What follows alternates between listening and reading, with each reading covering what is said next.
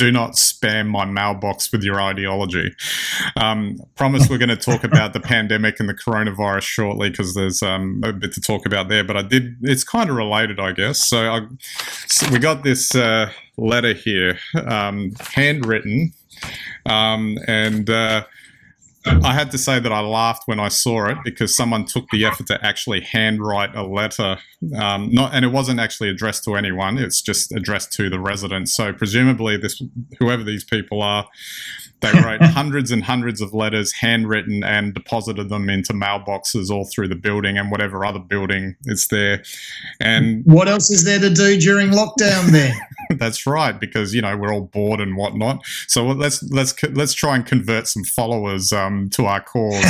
But it's just I read this and I was like, really, like. It's basically, we're living in it. During this pandemic, many people have lost their faith. They wonder if God exists. How could he possibly allow sickness, suffering, and death? Is that how you feel?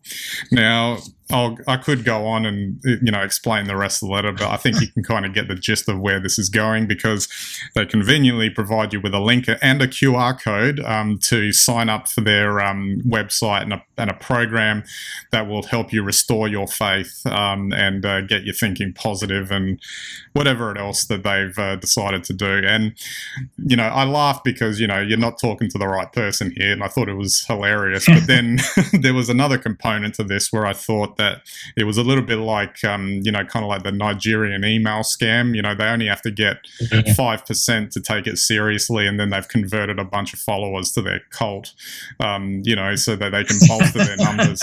So I thought this was interesting to mention, simply from the fact that there's the pandemic angle to this. So there's I don't know if it's too harsh to say this, but there's that manipulation, exploitative tactic of taking advantage of people's anxieties during a time which is has heightened anxiety for a lot of people, and it's targeting that anxiety in attempt to get gain for their organization or whatever it is that they're doing. And I found, after thinking about that a little bit more, a lot more insidious. And to be honest, this one was relatively benign.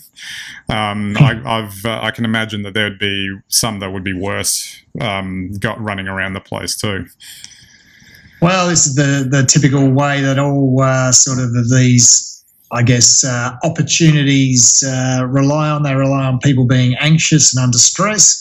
And at times like that, when other people arrive or we get communications that seem to solve our problems, it's human nature to sort of be attracted to whoever's providing the solution. So I guess COVID provides a great time to do that, but these things happen pretty much all year round for different reasons and different pressures on us, especially in modern society. It's certainly the first one that I've received ever, I think, at least in this format. So I did find it entertaining. So thanks for doing it for our entertainment purposes. But just before we move on, again, just to reiterate, don't spam my mailbox with your ideology, because I'm not interested. No, they can't door knock in COVID times, you see. So that's exactly right.